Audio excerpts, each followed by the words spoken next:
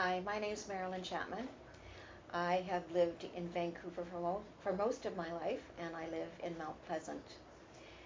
A little bit about me, I am a professor, retired recently in the last couple of years. I worked in the school system for 25 years, and then I was at UBC for my last 25. My last position was the director for the Institute of Early Child Education and Research at UBC. I'm also a wife and a mother and a grandmother. I have 10 grandchildren from the age of 2 to the age of 18. I wasn't quite sure what to do with this election. I was really torn about how I was going to vote. Given my knowledge of the Liberal government and Christy Clark's position on education, there was no way that I could vote for Liberal. But neither could I vote for the NDP. I had some very bad experiences, actually, as a professional working under an NDP government. Back in the 1980s, the late 1980s, we had a royal commission in British Columbia. There was a wonderful man by the name of Barry Sullivan who went around the province with a team of people, interviewing people about education, what they wanted in education as we moved towards a new millennium. Barry Sullivan's team interviewed teachers, parents, union members in different unions, talked to business leaders, talked to kids who were in school, high school students, and also young people who had recently graduated from high school. They came out with some really important information, and based on that information, they made some recommendations, and the province of British Columbia developed a plan called the year 2000. That was a blueprint to help move us forward. This was all done underneath a social credit government. And at the end of that Royal Commission, we had just started implementing this plan, we had a provincial election, and the NDP won.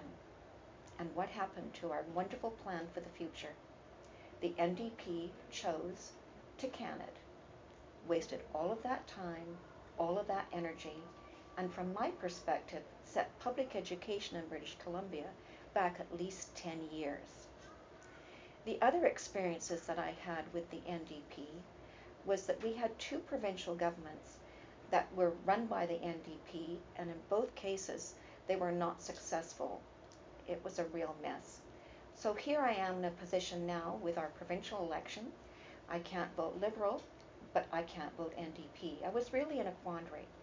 So I thought, what am I going to do, not vote or look at my alternatives? Well, I looked at the alternatives, and I was very, very impressed with what I saw with the Green Party.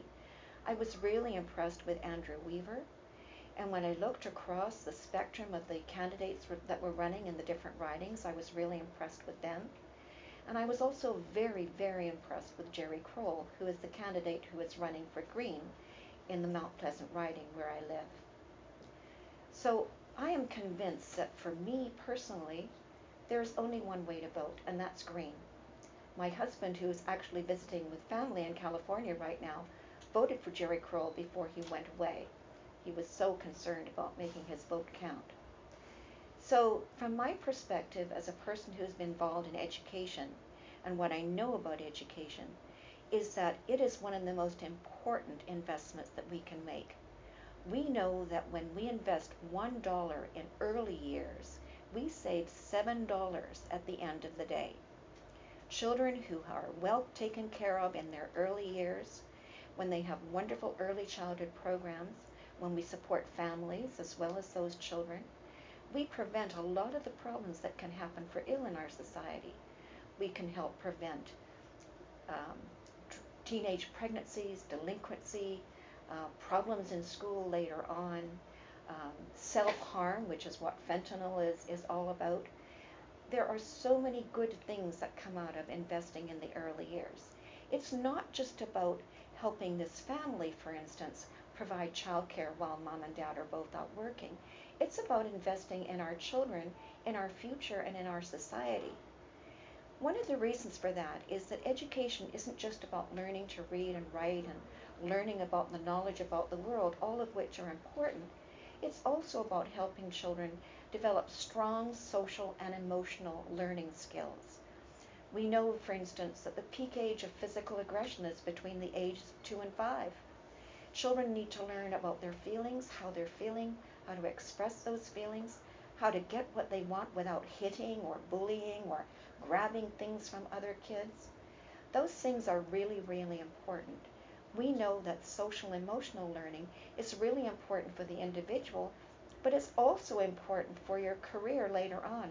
People who get along in the workplace are people who know about themselves, who can handle their emotions appropriately, and who can get along well with others.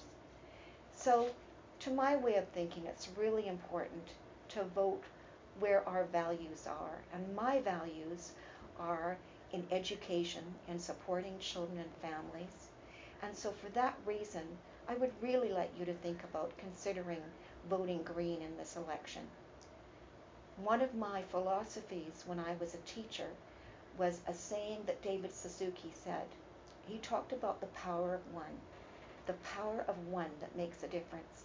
It's not just one vote, it's about the collective, that when you share your ideas with others, when you help other people understand things, when you promote learning, it's like a ripple in the stream.